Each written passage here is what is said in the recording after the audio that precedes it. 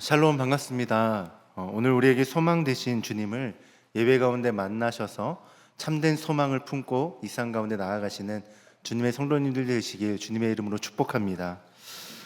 저는 어렸을 때 외할머니 댁에 자주 갔었습니다.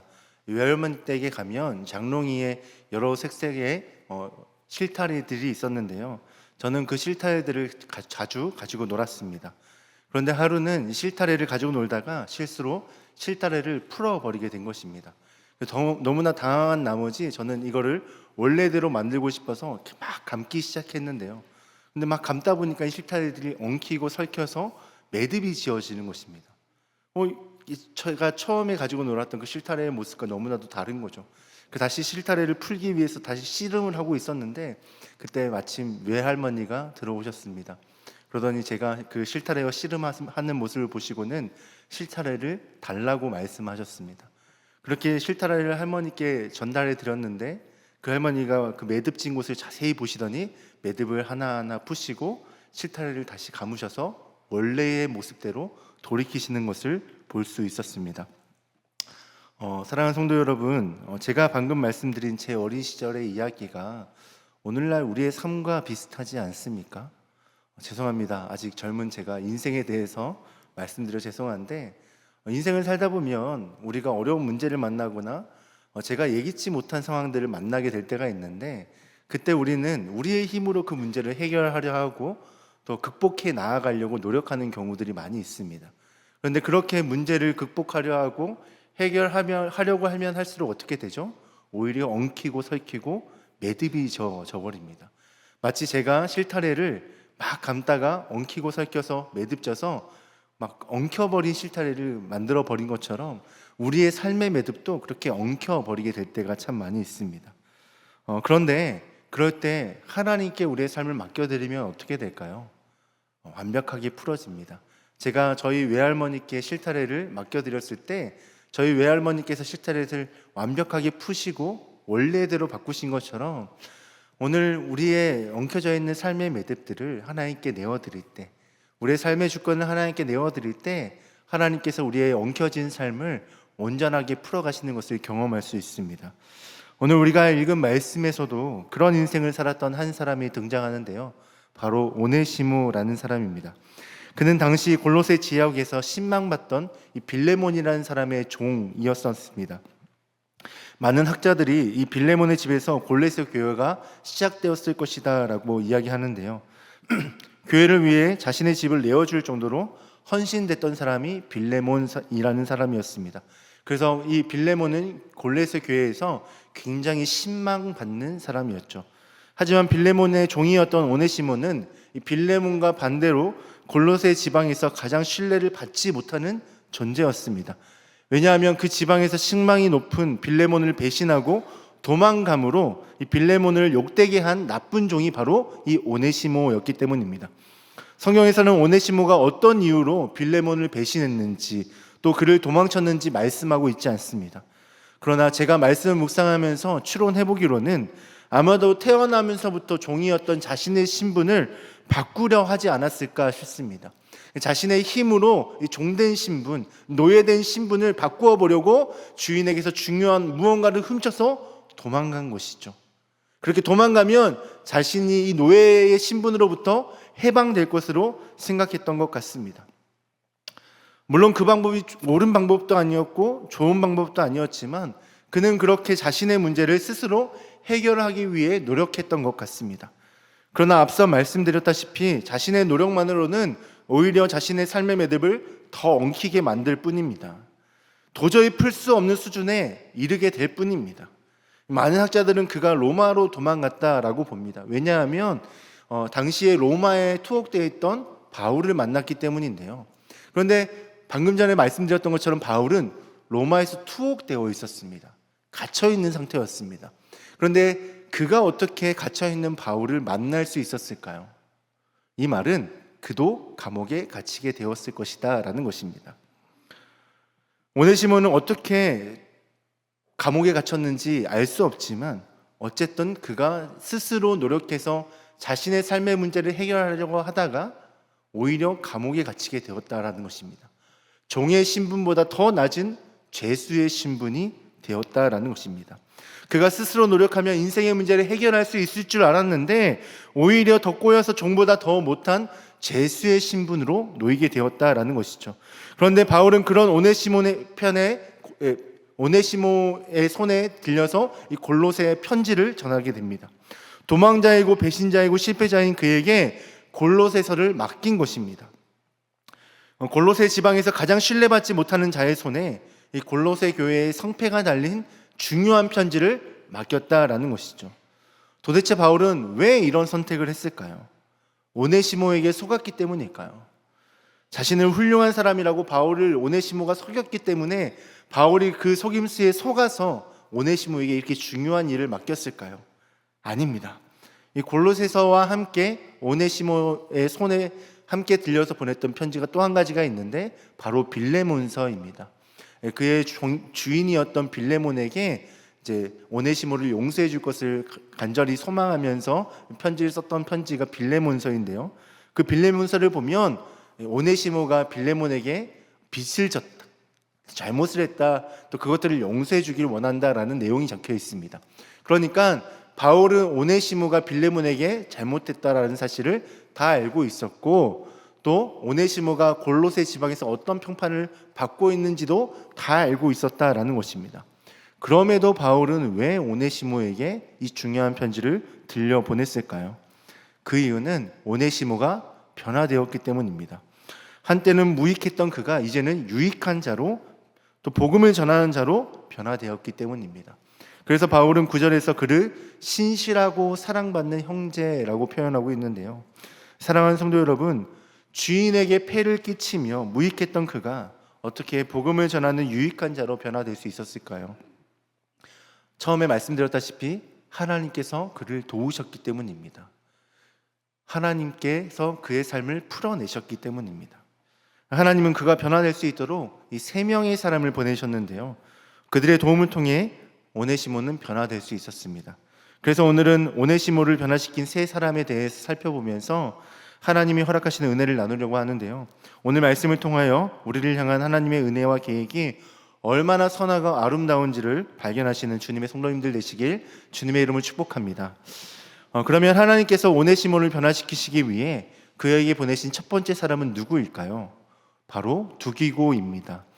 두기고라는 사람은 오네시모와 함께 이 바울의 편지를 골로새 교회에 전달한 사람인데요. 오늘 말씀을 보면 그가 얼마나 신실하고 훌륭한 사람인지를 잘 볼 수 있습니다. 우리 골로새서 4장 7절과 8절 말씀을 다시 한 번 더 읽도록 하겠습니다. 골로새서 4장 7절과 8절 말씀입니다. 시작.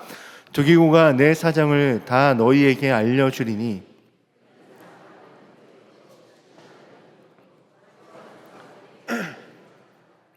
내가 그를 특별히 너희에게 보내는 것은 너희로 우리의 사정을 알게 하고 너희의 마음을 위로하게 하려 함이라. 아멘. 이 말씀을 보면 바울은 두기고를 사랑받는 형제, 그리고 신실한 일꾼, 주 안에서 함께 종이 된 자라고 설명하고 있는데요. 이러한 설명을 통해서 두기고가 단순한 동역자가 아니라 바울이 아주 많이 신뢰하는 사람이라는 사실을 알 수 있습니다. 그래서인지 두기고가 이 바울 서신에 자주 등장하는데요. 심지어 사도행전 20장에서는 자신의 목숨을 걸면서까지 바울과 동역하려 했던 사람이 두기고라는 사실이 잘 나타납니다. 당시 바울은 에베소 지방에서 큰 소요 사태에 휘말리게 됩니다. 그때 바울은 음모에 빠져서 죽음을 맞이하는 그런 위기에 처하게 되는데요. 그래서 바울과 함께 있는 것은 굉장히 위험한 일이었습니다. 그런데도 불구하고 두기고는 바울과 함께 복음을 전하는 길에 나섰었습니다. 이렇게 바울이 위기를 마주했을 때에도 그를 배신하지 않고 끝까지 동행했던 사람이 두기고입니다. 그뿐 아니라 두기고는 바나바 못지않게 사람들을 위로했던 사람이었던 것 같습니다. 그래서 8절에서는 바울은 두기고를 통하여 골로새 교회가 위로를 받기를 원한다라고 이야기하고 있는데요. 이는 두기고가 그만큼 상처받은 마음을 어루만질 수 있는 위로자였다라는 사실을 말씀합니다. 그런 사람이 오네시모와 함께 했습니다. 그때 오네시모는 자신과 함께 했던 두기고를 통해서 무엇을 보고 배웠을까요? 저는 말씀을 묵상하면서 한 3가지 정도를 떠올릴 수 있었는데요. 먼저는 신실함이었을 것입니다. 이 변하지 않는 헌신으로 위기의 순간에도 함께 했던 두기고의 모습을 통해서 오네시모는 아마 믿을 수 있는 사람은 이런 사람이구나, 신실한 사람은 이런 사람이구나 라는 것을 보고 배웠을 것입니다. 그리고 자신 역시 그렇게 신실한 사람이 되고자 했을 것입니다. 그리고 두 번째는 하나님의 위로를 보았을 것입니다. 공동체를 위로하고 바울의 편지를 책임감 있게 전하는 두기고, 어떻게 보면 짐과 같은 자신과 같은 존재를 동역자로 받아줄 뿐 아니라 그와 함께 하나님의 일을 감당하고자 하는 두기고의 모습을 통하여서 오네시모는 위로를 얻었을 것입니다. 그리고 마지막 세 번째로는 복음이 무엇인지를 깨닫게 되었을 것입니다. 복음은 단지 교리나 지식이 아니라 두기고와 같이 이웃을 사랑하고 품어주고 또 그들에게 하나님의 사랑과 은혜를 나누어 주는 삶, 그것이 복음을 전하는 삶일 텐데, 오네시모는 두기고의 삶을 통해서 진짜 복음이 무엇인지, 복음의 증인됨이 무엇인지를 보고 배우고 경험할 수 있었을 것입니다. 그리고 이런 경험과 배움을 통해서 오네시모는 바울의 소개와 같이 신실하고 사랑받는 형제가 되었을 것입니다. 이처럼 하나님은 두기고라는 사람을 통해서 오네시모를 변화시키고 회복시키셨습니다. 그의 곁에 신실한 믿음의 사람을 두심으로 혼자서는 결코 넘을 수 없던 벽을 넘게 하셨고, 다시는 돌아갈 수 없을 것 같았던 고향으로 돌아가게 하셨습니다. 그런데 성도 여러분, 오늘날 우리의 문제는 무엇일까요? 우리 주변에 두기고와 같은 사람이 없다라는 것입니다. 내가 넘어졌을 때, 내 삶의 매듭이 엉켜버렸을 때 우리를 도와줄 두기고와 같은 사람이 없다라는 것이 오늘 우리의 문제일 것입니다. 그러면 우리는 어디서 두기고와 같은 사람을 만날 수 있을까요? 저는 하나님께서 우리를 이 동부교회로 부르신 이유가 있다고 분명히 생각합니다. 하나님은 이 동부교회 안에서 두기고를 만날 수 있도록 하나님은 은혜를 허락하셨다라고 또한 믿습니다. 하나님은 우리를 이곳에 부르셔서 각자가 서로에게 두기고가 되기를 원하십니다. 그래서 서로를 세워주기를 원하십니다. 내가 먼저 옆에 있는 지체에 두기고가 되어주면 됩니다. 그렇게 서로가 서로에게 두기고가 되어주면 우리는 두기고와 같이 사람을 세워주고 위로하는 귀한 동역자를 만날 수 있게 될 것입니다. 왜 내 곁에는 두기고와 같은 사람이 없지가 아니라 내가 오늘 저 사람의 두기고가 되어줘야겠다라는 마음을 먹는다면 우리는 두기고와 같은 귀한 동역자를 만나 위로를 받고 하나님의 그 사랑을 다시 한 번 더 경험하게 될 것입니다. 물론 나의 사랑으로, 나의 결단만으로는 되지 않습니다. 그러나 하나님의 사랑이 이미 우리 가운데 있기 때문에 우리는 그 하나님의 사랑으로 그 사랑을 나누어 주면 우리는 두기고가 될 수 있고 또 두기고와 같은 동역자를 만날 수 있게 될 것입니다. 사랑하는 성도 여러분, 오늘 우리도 하나님이 허락하시는 사랑으로 두기고와 같이 이웃을 세우고 회복하는 사람이 될 수 있습니다. 하나님의 사랑을 주변에 흘려보내심으로 두기고와 같이 축복의 통로로 쓰임받는 우리의 모습이 되길 간절히 갈망합니다. 우리 옆에 계신 성도님들에게 이렇게 한번 인사하셨으면 좋겠는데요. 제가 당신의 두기고가 되겠습니다. 이렇게 한번 인사하실까요? 아멘. 오늘 우리 모두가 서로의 두기고가 되어서 서로를 세워주고 위로하며 또 하나님이 기뻐하시는 공동체로 나아갈 수 있기를 간절히 소망합니다. 그리고 두 번째로 하나님께서 오네시모를 변화시키시기 위해 그에게 보내셨던 사람은 누구일까요? 바로 바울입니다. 바울은 오늘 우리가 함께 읽고 있는 골로새서의 저자이자 또 이방의 사도로서 이방 여러 곳에 또 여러 도시에 복음을 전했던 사람인데요.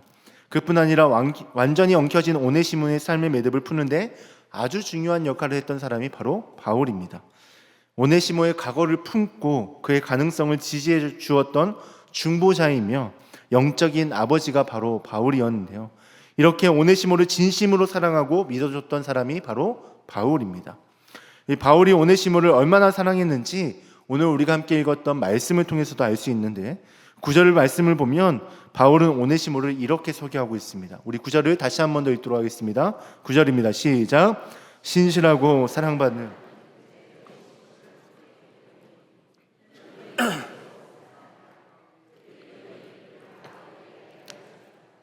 아멘. 이 바울은 오네시모를 신실하고 사랑받는 형제라고 소개하고 있는데요. 앞서 말씀드렸던 것처럼 오네시모는 골로새 출신이었고 골로새 교회에서 신망받던 빌레몬의 종이었습니다. 그러나 오네시모는 빌레몬을 배신했을 뿐만 아니라 주인의 중요한 물건을 훔쳐서 주인에게 손해를 입혔고, 그뿐 아니라 주인을 욕되게 했었습니다. 당시 기준으로 보면 법적이거나 사회적으로 비난을 받을 수밖에 없는 존재였습니다. 그런데도 바울은 그런 그를 신실하고 사랑받는 형제라 소개하고 있습니다. 이렇게 바울은 과거의 잘못만으로 오네시모를 판단하지 않고 그를 진심으로 믿어줬고 사랑해 주었는데요. 이런 바울의 모습이 오네시모가 전했던 또 다른 편지인 빌레몬서에서도 잘 드러납니다. 이 빌레몬서를 보면 이 바울은 오네시모를 자신의 신복이라 표현합니다. 오늘날 우리가 느끼기에는 신복이라 이야기했을 때 종과 주인의 관계에서 종이 주인에게 충성을 다하는 그런 사람, 그런 모습을 신복이라 이야기할 것 같은데, 그런데 이 신복이라 번역한 단어의 원어의 의미는 심장이라는 의미가 있습니다. 그러니까 이는 내 신복이라를 바꾸어 보면 이는 내 심장이다, 이렇게 표현하는 것이죠. 이것이 공동 번역에서 잘 번역되어졌는데요. 우리 공동 번역으로 빌레몬서 1장 12절 말씀을 다 같이 함께 읽도록 하겠습니다. 다 같이 읽겠습니다. 나는 그를 그대에게 돌려보냅니다. 그것은 내 심장을 떼어 보내는 셈입니다. 아멘. 성도님들, 이 표현 마치 연인에게 할 법한 표현이지 않습니까? 마치 제가 저희 아내에게 이 사람은 내 심장과 같은 사람입니다. 이 사람이 없으면 나는 죽을 수밖에 없습니다. 네, 이렇게 고백할 수밖에 없는, 이렇게 고백할 법한 그런 고백이지 않습니까? 그런데 바울은 오네시모를 자신의 목숨만큼 그렇게 소중한 사람으로 소개합니다. 오네시모의 과거가 어떠했든지, 그가 어떤 실수를 했든지 그것과는 상관없이 바울은 그를 진심으로 사랑했습니다. 그리고 바울의 그런 사랑을 받은 오네시모는 무익한 자에서 유익한 자로 변화되었습니다. 성도님들, 혹시 해바라기라는 영화를 알고 계십니까? 김래원이라는 영화 배우가 주연을 맡았던 작품인데요. 그는 이 영화에서 이 미친 개로 불리는 굉장히 포악한 건달 역할을 감당합니다. 얼마나 포악했던지 지역의 조폭들도 그를 함부로 대하지 않을 정도로 굉장히 포악한 사람으로 이렇게 주인공으로 나옵니다. 그런데 하루는 그 주인공이 조폭과 시비를 붙어서 싸움을 하던 중 그 조폭 중에 한 명을 죽이게 됩니다. 그래서 이제 교도소에 갇히게 되는데요. 그가 교도소에 갇혀 있을 때 한 여인이 그를 면회 옵니다.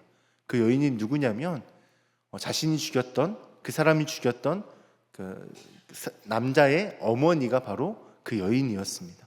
그 여인이 감옥에 찾아와서 그 사람과 많은 대화를 나누고 또 그 사람에게 진실한 사랑을 보여주고 또 믿음을 보여줬는데, 그렇게 그 사람에게 사랑을 보여줄 뿐만 아니라 나의 양자를 삼았으면 좋겠다라고 이렇게 제안할 때 그 사람이 그 안에서 그 사랑을 받고 변화되어집니다. 그래서 교도소에서 나오게 되었을 때 그 주변에 있던 많은 사람들이 그에게 시비를 걸고 다시 그 사람을 막 괴롭힐지라도 그 사람은 흔들리지 않고 계속해서 그 어머니께 받았던 사랑, 양 어머니께 받았던 그 사랑을 붙잡고 신실하게 아주 건강한 모습으로 살아가는데요. 자신을 진심으로 사랑해주는 사람에게 실망을 안겨주고 싶지 않아서 모든 걸 참고 견뎌냅니다. 사랑하는 성도님들, 이게 영화니까 가능한 것일까요? 허구의 이야기니까 가능한 것일까요? 자신의 아들을 죽인 사람을 양자로 삼은 사람이 진짜 있었습니다. 성도님들도 잘 아실 텐데요. 바로 사랑의 원자탄이라 불리시는 손양원 목사님입니다. 손양원 목사님이 활동하던 시기는 이 한국 전쟁이 끝난 시기로 굉장히 혼란스러운 시대였는데요. 그때 손양원 목사님의 두 아들이 공산주의자들에게 죽임을 당하게 됩니다. 그런데 손양원 목사님은 자신의 아들을 죽인 안재선이라는 반란군을 용서해 주십니다. 그뿐 아니라 손양원 목사님은 자신의 아들을 죽인 그 사람을 양자로 삼아서 그와 함께 살았는데, 심지어 그에게 학비를 대주며 신학교에 보내기도 하셨습니다. 그렇게 자신의 아들을 죽인 사람을 진심으로 사랑해 주셨습니다. 사실 이 이야기가 너무나도 비현실적이어서 말씀을 전하는 저조차도 잘 이해가 되지 않습니다. 만약이라는 가정을 하기도 싫은데요. 만약에 제 자녀 중에 한 명이라도 그렇게 죽음을 당한다면, 누군가에 의해서 죽임을 당한다면 실수로 죽였다 할지라도 그 사람을 용서하기가 쉽지 않을 것 같습니다. 그런데 손양원 목사님은 고의로 죽인 그 사람을 용서하셨을 뿐만 아니라 양자 삼아 그를 진심으로 사랑했고 그를 지지해줬고 그를 믿어줬습니다. 그의 각오로 그 사람을 판단한 것이 아니라 그 사람 자체를 있는 모습 그대로를 사랑하고 받아주었습니다. 이렇게 진실된 사랑을 받은 사람은 변화되어지게 되어 있습니다. 안재선이라는 사람도 그렇고 오네시모도 그렇고 진실된 사랑을 받은 사람은 변화될 수 있습니다. 제가 이렇게 확실하게 이야기할 수 있는 이유는 저도 그 사랑을 받고 변화되었기 때문입니다. 이곳에 계신 모든 성도님들도 그 사랑 받으시지 않으셨습니까? 하나님의 그 진실된 사랑, 우리의 과거를 묻지 않으시고 우리의 있는 모습 그대로를 사랑하시는 그 하나님의 사랑을 이미 받지 않으셨습니까? 그리고 그 사랑을 받고 변화되지 않으셨습니까? 물론 완전히 변화되지는 않았습니다. 그렇지만 우리의 삶의 태도와 목적이 바뀌어지지 않았습니까? 하나님을 실망시켜 드리기 쉽지 않아서, 하나님을 기쁘게 해드리고 싶어서 우리의 삶의 태도와 생각들과 가치관들이, 우리의 삶의 목적들이 바뀌어지지 않았습니까? 사실 우리도 한때는 오네시모와 같았습니다. 하나님을 떠나 하나님을 무시하고 거절하고 내 마음대로 살며 하나님의 원수로 살아갔습니다. 그런데도 하나님은 우리를 끝까지 포기하지 않으셨습니다. 자신의 독생자를 내어주시면서까지 우리를 사랑하셨습니다. 그리고 그 사랑으로 우리를 변화시키셨습니다. 완벽하게 변화되지는 않았지만 과거의 실수와 잘못을 죄로 여기며 하나님께서 인도하시는 길을 걷는 우리의 모습이 변화된 모습이지 않습니까? 내가 잘 먹고 잘 사는 것에 진심이었던 우리가 하나님의 영광을 위해서, 하나님 기뻐하시는 그 일을 위해 힘쓰기로 변화되었지 않습니까? 우리가 이렇게 변화될 수 있었던 것은 하나님의 진실한 사랑을 경험했기 때문입니다. 바울도 과거에는 교회를 박해하는 박해자였습니다. 하나님의 뜻을 무시하던 죄인이었습니다. 그러나 하나님의 포기하지 않는 사랑이 바울을 변화시켰고, 그렇게 변화된 바울은 다른 사람을 진심으로 사랑할 줄 아는 사람으로 변화되었습니다. 사랑하는 성도 여러분, 오늘 우리도 하나님의 사랑을 받은 자로서 누군가의 바울이 되어줘야 합니다. 하나님의 사랑이 필요한 이들에게 하나님의 사랑을 나누며 하나님의 사랑을 전하는 복음의 통로로 쓰임받는 우리의 모습 되길 간절히 갈망합니다. 마지막 세 번째로, 하나님께서 오네시모를 변화시키시기 위해 그에게 보내신 사람은 누구일까요? 바로 예수님입니다. 우리는 앞서서 하나님께서 오네시모를 회복시키시기 위해서 허락하신 두 사람에 대해서 살펴보았습니다.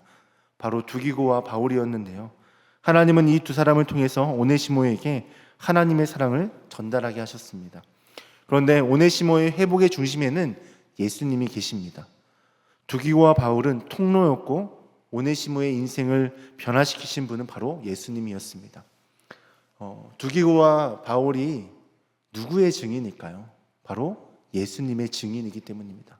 예수님의 증인은 누구를 나타내는 사람일까요? 예수님을 나타내는 사람입니다. 그는 그 사랑을 통해서, 위로를 통해서, 끝까지 신뢰하는 믿음을 통해서, 지지하는 그 모습들을 통해서 예수님의 모습을 증거했고, 오네시모는 두기고와 바울의 모습을 통하여서 예수님을 발견할 수 있었고 예수님을 만날 수 있었습니다. 그리고 그 예수님의 사랑으로 그가 변화된 것입니다. 이렇게 예수님은 두기고와 바울을 가운데 찾아오셔서 오네시모를 만나주셨고 그를 변화시킬 뿐만 아니라 그에게 새로운 삶의 길을 허락하여 주셨습니다. 그래서 무익했던 오네시모가 유익한 자로 변화된 것입니다. 바울은 이러한 복음의 능력에 대해서 골로새서 1장에서 이렇게 고백하는데요. 골로새서 1장 13절과 14절 말씀을 우리 다 같이 읽겠습니다. 골로새서 1장 13절과 14절 말씀입니다. 제가 한번 읽어드리겠습니다. 그가 우리를 흑암의 권세에서 건져내사 그의 사랑의 아들의 나라로 옮기셨으니 그 아들 안에서 우리가 속량 곧 제사함을 얻었도다. 아멘. 이 말씀처럼 오네시모의 진정한 변화는 이 복음의 능력에서 비롯된 것입니다. 그가 좋은 사람들을 만났기 때문이 아니라 그들의 모습을 통해서 복음의 주인공이신 예수님을 만났기 때문에 그가 변화될 수 있었습니다. 이 같은 사실을 예수님을 만나 변화된 또 다른 인물을 통해서도 알 수 있는데요, 바로 삭개오라는 사람입니다. 그는 자신의 민족을 배신하고 로마의 편에 서서 자신의 민족들에게 착취를 행하던 아주 나쁜 세리였습니다. 물론 그에게도 나름 정당한 이유가 있었습니다. 돈으로 자신의 신체적 불리함을 해결하려 하고 극복하려 했다라는 것입니다. 그래서 그는 이러한 행동을 아주 정당한 것으로 여겼을지도 모르겠습니다. 그러나 사람들은 여전히 삭개오를 무시했습니다. 그가 돈을 많이 모았어도 그를 무시했습니다. 그를 인정하지 않았습니다. 심지어 그의 집에 들어가는 예수님을 보고 뭐라고 얘기했냐면, 예수님께서 죄인의 집에 들어가신다라고 이야기했습니다. 그렇게 삭개오는 자신의 방법으로 문제를 해결하려 했지만 오히려 더 어렵게 만들어 버렸습니다. 사람들의 인정을 더욱더 받지 못하게 되었습니다. 그런데 삭개오가 예수님을 만나는 어떻게 변화되었습니까? 삭개오는 예수님께 자신의 재산의 반을 사람들에게 나누어 주겠다고 약속했습니다. 그뿐 아니라 누군가를 속여서 자신이 착취한 재산이 있다면 그것을 4배로 갚아주겠다라고 약속을 했습니다. 성경 어느 곳에서도 예수님이 삭개오의 어떤 행동들을 지적하셨다거나 정죄하셨다는 말씀은 없습니다. 그저 예수님은 삭개오를 눈여겨보셨고 그와 함께 먹으며 그와 함께 시간을 보내셨을 뿐입니다. 그러니까 삭개오는 그냥 예수님을 만났을 뿐입니다. 그런데 삭개오는 예수님을 만나 변화되었습니다. 그의 삶의 태도와 생각과 가치관이 변화된 것입니다. 성도 여러분, 삭개오가 어떻게 이렇게 변화될 수 있었을까요? 예수님을 만났기 때문입니다. 예수님과 함께 먹고 시간을 보내면서 참된 만족이 무엇인지를 깨달을 수 있었기 때문입니다. 자신이 그렇게도 원했던 만족, 인정함, 예수님과의 만남을 통해서 그 모든 것들을 누릴 수 있었기 때문입니다.